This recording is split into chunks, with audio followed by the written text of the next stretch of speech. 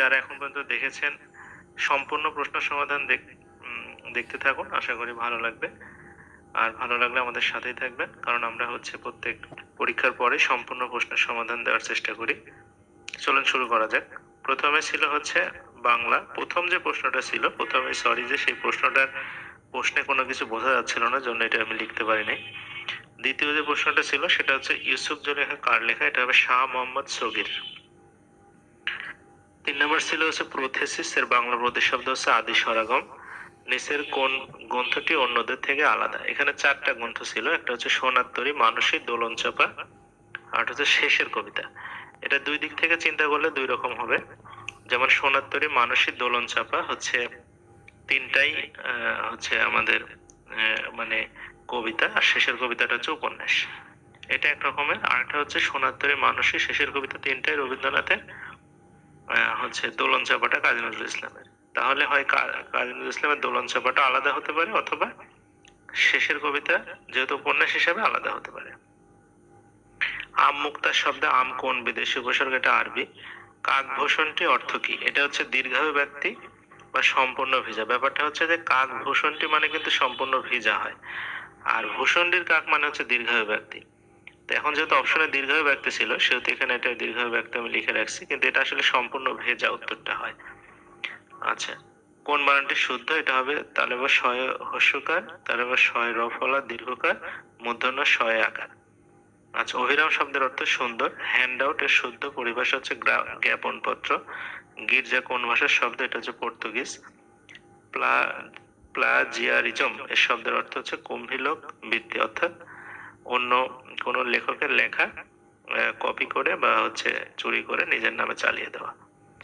আচ্ছা, এরপরে 12 নম্বরটা ছিল নিচের কোনটি ভাববাচক বিশেষ্য? এটা হবে দর্শন।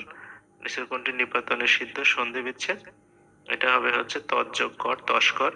নিচের কোনটি অলুক দ্বন্দ্ব সমাস? 4টা ছিল, তার মধ্যে দেশে বিদেশে এটা অলুক দ্বন্দ্ব সমাস। মাতা ও পিতা মিলনার্থক দ্বন্দ্ব। নরের অধম, নর অধম, ষষ্ঠী তৎপুরুষ। আর আগে ধোয়া পরে মশা, ধোয়া মশা, এটা হচ্ছে মধ্যপদলোপী কর্মধারয় সমাস। আর 15 নম্বর ছিল নিচের কোনটিতে স্বভাবগতভাবে মূর্ধন্য সমাস? এটা হবে স্বরলিত। আচ্ছা, এরপর ইংলিশ। প্রথমে ছিল April is the cruellest month, is written by, এটা হবে টি.এস. ইলিয়ট। টি.এস. ইলিয়টের লেখা একটা বই। Love and friendship is written by, এটা জেন অস্টিনের লেখা একটা বই। Love for the whole world is called philanthropist, যে সারা পৃথিবীকে ভালোবাসে তাকে বলা হয় philanthropist. The people who carry the coffin at funeral are called এটা হবে প্যাল বিয়ারার্স, যারা কাফন, যারা লাশ বহন করে আর কি।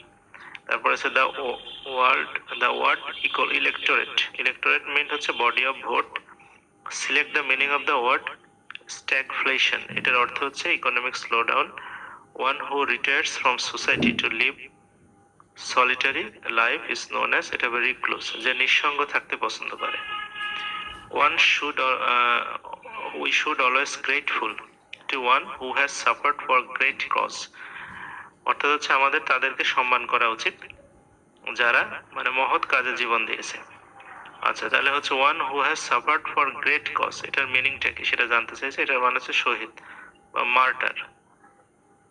আচ্ছা, এরপরে ছিল to meet trouble half way, অর্ধেক রাস্তার ভিতরে ট্রাবলে পড়া, এটা টু বি পাজলড, হতবুদ্ধি হয়ে যাওয়া। People who assume that no evil befall them are foolishly, অনেকেই ভাবে যে তাদেরকে কোনো শত্রুই তাদের ক্ষতি করতে পারবে না, এটা এই ধরনের লোকজনকে বলা হয় complacent. Conduit is similar meaning to, conduit মানে পাইপ। তারপরে ছিল দ্য ওয়ার্ড ইমবাইব। ইমবাইব মানে টু ড্রিঙ্ক, খাওয়ানো। To have an axe to the grind, এটার মানে সেলফিশ মিন্স টু সার্ভ, কাউকে স্বার্থপর ভাবে সার্ভ করা। ম্যাকাইভেলিয়ান ক্যারেক্টার, এটার মূল মিনিংটা স্বার্থপর, স্কিমিং পারসন যেটা। Invidious is opposite to the charitable. Invidious মানে যারা স্বার্থপর টাইপের, এটার অপোজিট হবে charitable. Who is founder of the electric company Tesla? এটা হবে Elon Musk. The Olympic game 2020 is postponed in 2021. These games will be hosted in, কোথায় এটা হওয়ার কথা ছিল? এটা টোকিওতে, Olympic game 2020। Bangabandhu 7 Mars speech has been included on which schedule? Of the constitution, মানে সংবিধানের কত নম্বর তফসিলে বঙ্গবন্ধুর 7ই মার্চের ভাষণ আছে, এটা হবে পঞ্চম তফসিল। আমাদের জানা যে পঞ্চম, ষষ্ঠ এবং সপ্তম তফসিলে তিনটা বিষয় আছে, তিনটা বিষয় নিয়ে আমাদের কনফিউশন হয়। সেটা হচ্ছে পঞ্চম তফসিলে 7ই মার্চের ভাষণ, ষষ্ঠ তফসিলে 26শে মার্চের স্বাধীনতার ঘোষণা, এবং সপ্তম তফসিলে আছে হচ্ছে আমাদের যে মুজিবনগর সরকারের 10ই এপ্রিল জারিকৃত স্বাধীনতার ঘোষণাপত্র। এটা মনে রাখার সহজ বুদ্ধিটা হচ্ছে যে আমাদের তারিখ ওয়াইজ মনে রাখলে হবে, যে 7 মার্চ সবার আগে ঘটেছিল, সুতরাং এটা 5 নম্বর শিডিউলে, তারপরে 26শে মার্চ ঘটেছিল, সুতরাং এটা 6 নম্বর শিডিউলে, তারপরে 10 এপ্রিল আসছে, তার মানে এটা হচ্ছে 7 নম্বর শিডিউলে। Which amendments to the constitution Bangladesh is termed as first distortion of constitution? এটা হবে 5th amendment। পঞ্চম সংশোধনীর মাধ্যমে যে ইন্ডেমনিটি অধ্যাদেশ জারি করা হয় এবং সামরিক সরকারের বৈধতা দেওয়া হয়, এই জন্য সেটাকে হচ্ছে প্রথম সংবিধানের ডিস্টরশন বলা হয়। দ্য ওয়ার্ল্ড ওয়াইড ওয়েব এটা কি আবিষ্কার করে team Berners-Lee. The geographic line of location of Bangladesh is on the line of, কিসের উপরে আছে বাংলাদেশের লোকেশনটা, এটা টপিক অফ ক্যান্সার বা কর্কটক্রান্তি রেখা। The parliamentary system is reestablished through which amendments of the constitution, 12তম সংশোধনীর মাধ্যমে দেশে হচ্ছে সংসদীয় ব্যবস্থা পুনর্প্রবর্তন করা হয়।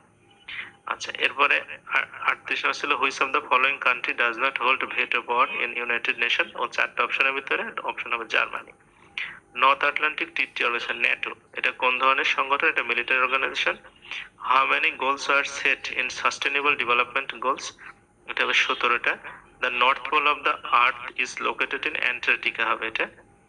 The Komodo dragon are founded in ইন্দোনেশিয়াতে পাওয়া যায় এটা। What is the venue of 10th D8 summit, এটা ঢাকাতে অনুষ্ঠিত হবে।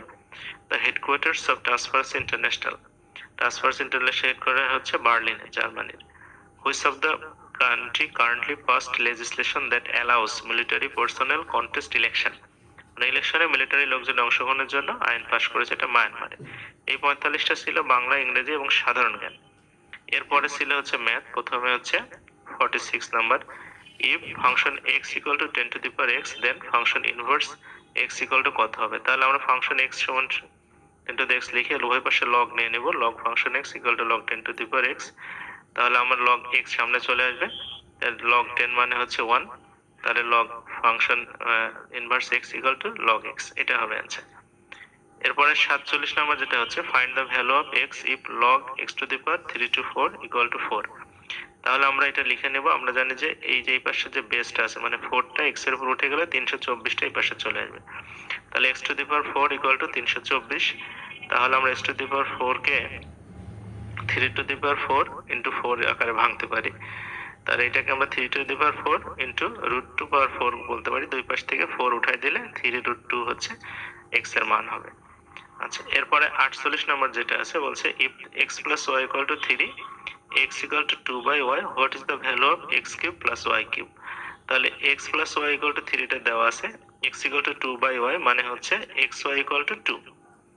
এখন আমরা x cube plus y cube এর সূত্র সেটা বসাই দেব, যে x plus y cube minus 3xy plus x plus মানে into x plus y। তাহলে এখানে আমরা মান বসাই দেব 3 power cube minus 3 into 2 into x plus y এর মান 3।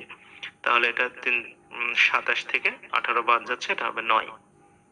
এরপর 49 নম্বর যে ম্যাথটা ছিল বলছে 50% can do a work in 12 days by working 8 hours and in a day working how many hours per day can 60% finish the work in 16 days।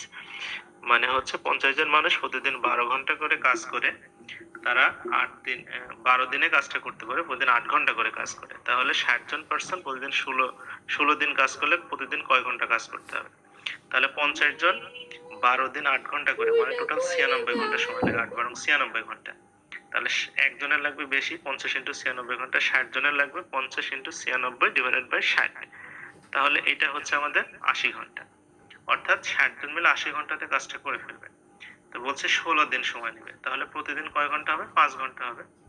আচ্ছা, এরপরে 50 নম্বর যেটা ছিল বলছে what is the profit of 650 টাকা in 6 years at 7.5% per annum, মানে 650 টাকার 6 বছরে 7.5% সুদে কত টাকা প্রফিট হবে।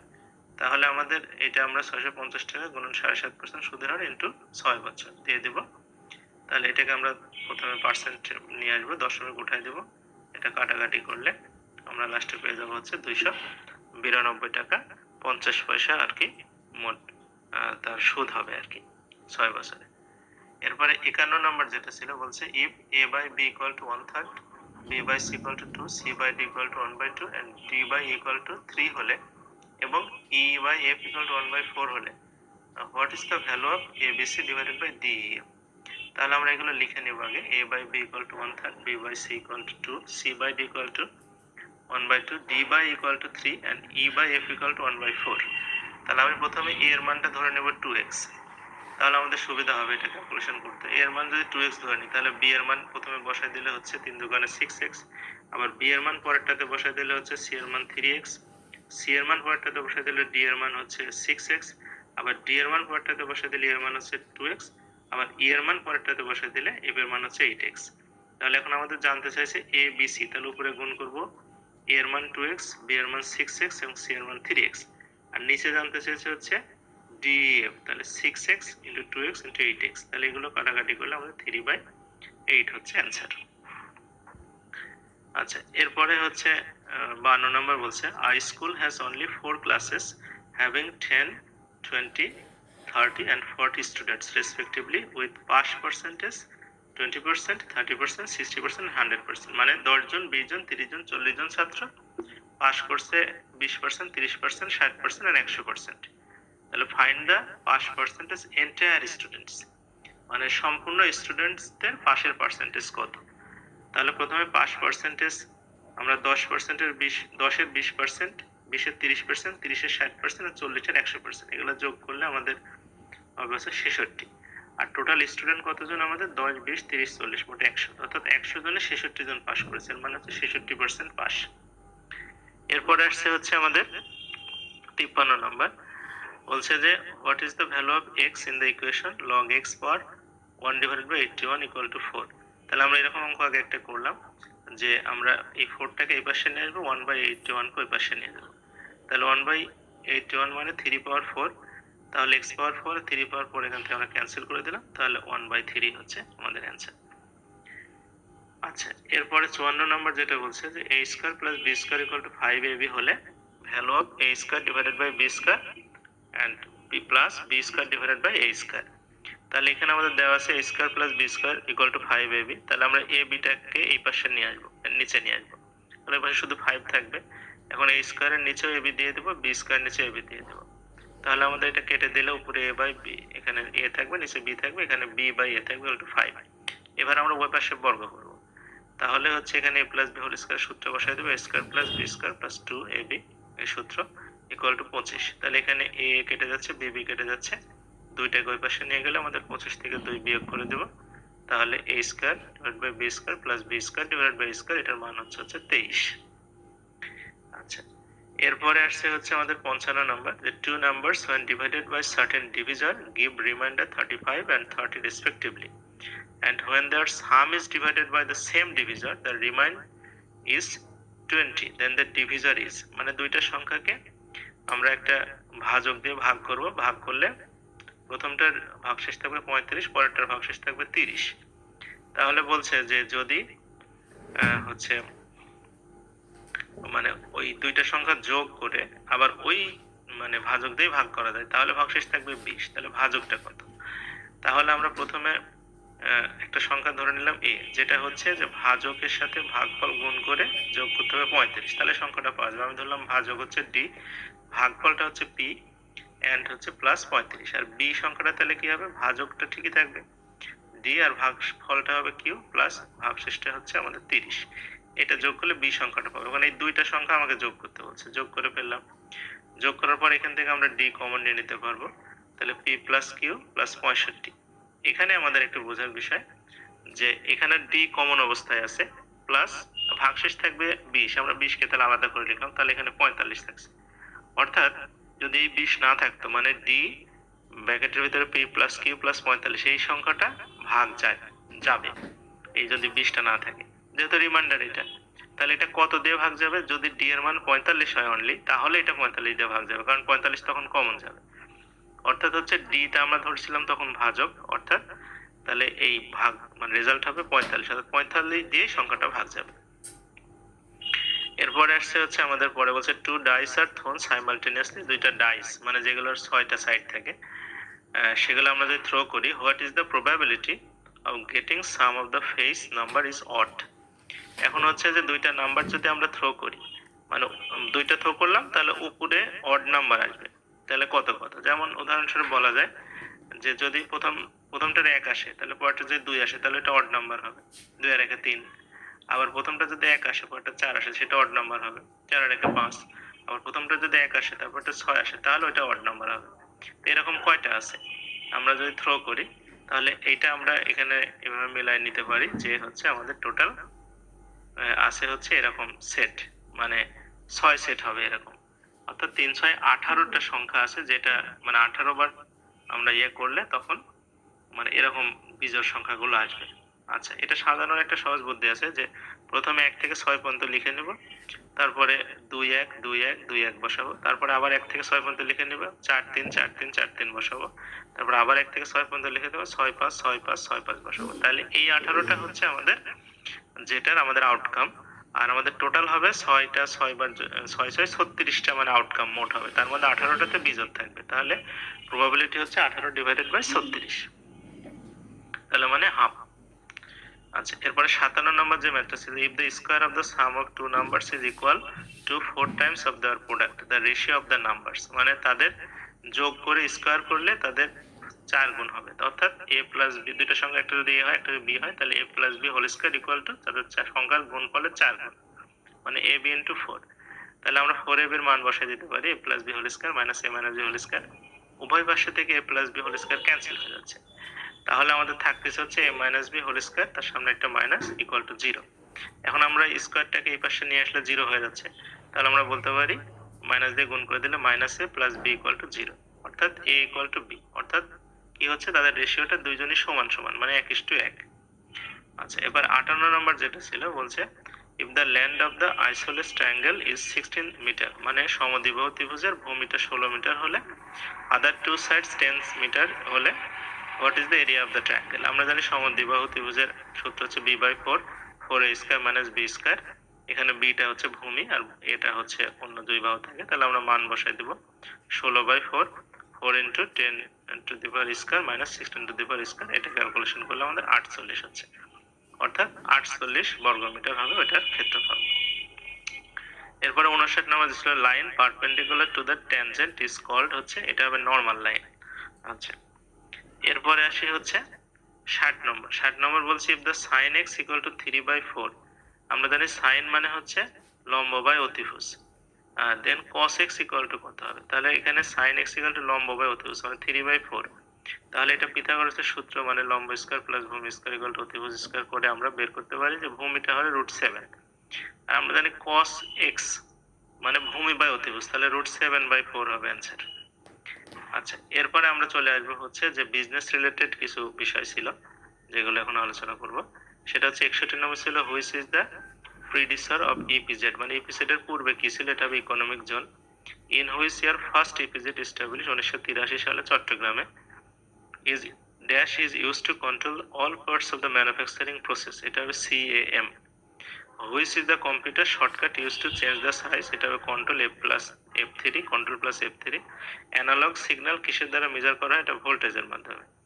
The marginal revenue equation can be derived from the cost equation, marginal revenue equationটা মূলত টোটাল রেভিনিউ ইকুয়েশন থেকে আসে, তো এখানে যে অপশনগুলো ছিল তার ভিতরে কস্ট ইকুয়েশনটা বেস্ট ম্যাচ করে। Product differentiation is important part of perfect competition, perfect কম্পিটিশনে প্রোডাক্ট ডিফারেন্সিয়েশন করতে হবে, তাছাড়া মানুষ মানে নিবে না। What is the called of process initiates guides and maintain goal oriented behaviour, goal oriented behaviour মানে কর্মচারীকে প্রতিষ্ঠানের লক্ষ্যের দিকে তাড়িত করা, এটা করার একটাই বুদ্ধি হচ্ছে মোটিভেশন করা। আচ্ছা, এরপর আসছে ইন ড্যাশ প্রাইসিং ফিক্সড করার এক্সক্লুডেড, ফিক্সড কস্ট বাদ দেওয়া হয় হচ্ছে স্ক্রিমিং প্রাইসিং। স্ক্রিমিং প্রাইসিংটা হচ্ছে যে যেখানে ইররিলেভেন্ট কস্টিং ব্যাপারটা কি রকম, যে আমাদের হচ্ছে যে বিষয়গুলো অলরেডি ফিক্সড হয়ে আছে সেগুলো নিয়ে আমাদের ডিসিশন মেকিং এ কোনো প্রভাব পড়বে না, সুতরাং সেগুলো বাদ দিয়ে আমরা হচ্ছে ভেরিয়েবল কস্ট যেগুলো আমাদের ডিসিশন মেকিং এ প্রভাব পড়বে সেগুলো নিয়ে কাজ করবে, এটাই বলা হয় স্ট্রিমিং প্রাইসিং। তারপরে বলছে higher the price some luxurious article higher will be the demand is this concept is called, এটা হচ্ছে ভেবলেন ইফেক্ট বলা হয়, যে লাক্সারিয়াস পণ্যের দাম বাড়লে চাহিদাও বাড়বে। আচ্ছা 71 নম্বর, the time lag between ordering and receiving material, এটা হবে lead time. In case of perfect elasticity the demand curve হবে ফ্ল্যাট। পারফেক্ট ইলাস্টিসিটির ক্ষেত্রে মানে ডিমান্ড কার্ভটা সবসময় ফ্ল্যাট থাকবে। আচ্ছা এরপরে 73 নম্বর, আইসো cost line indicate the price of input. আইসো কস্ট হচ্ছে যে আমার মানে ইনপুটের প্রাইস গুলো দিয়ে যে কার্ভ তৈরি করা হয়। সিনেমা, থিয়েটার, টেলিফোন বিলস আর এটসেট্রা ফলোইং হুইচ কস্টিং, নিচের কোন কস্টিংটা এটা ফলো করে, সেটা হবে ডিফারেন্সিয়াল কস্টিং ফলো করে হচ্ছে এইগুলা। আচ্ছা এরপর আসছে the base of marketing planning, এটা হচ্ছে ডিমান্ড অ্যানালাইসিস। ডিমান্ড অ্যানালাইসিস হচ্ছে মার্কেটিং প্ল্যানিং এর হচ্ছে base. The architect of the theory monopolistic competition, এটা হচ্ছে চেম্বারলিন, মনোপোলিস্টিক কম্পিটিশনের জনক। The law of diminishing return কোথায় ব্যবহার করে, এগ্রিকালচারে, যে আপনি যতই ইনপুট দেন না কেন একটা সময় পরে আর উৎপাদন বাড়বে না। আচ্ছা accounting principles is generally based আপন প্র্যাকটিক্যাবিলিটি, অর্থাৎ হচ্ছে আমরা প্র্যাকটিক্যাল বিষয়ের উপরে নির্ভর করে অ্যাকাউন্টিং প্রিন্সিপাল গুলো তৈরি। 79 নম্বর ছিল GST stand for goods and services tax. আচ্ছা WT is the successor of organization, এটা হচ্ছে কিসের পরে পরে ডাব্লিউটি আসছে, আগে ছিল হচ্ছে গ্যাট, মানে জেনারেলি হচ্ছে agreement on tariff and trade, এরকম একটা ইয়ে ছিল গ্যাট। তো যাই হোক সুপ্রিয় বন্ধুরা, আজকের প্রশ্ন সমাধান এই পর্যন্ত ছিল। ভালো লেগে থাকলে লাইক কমেন্ট শেয়ার করবেন।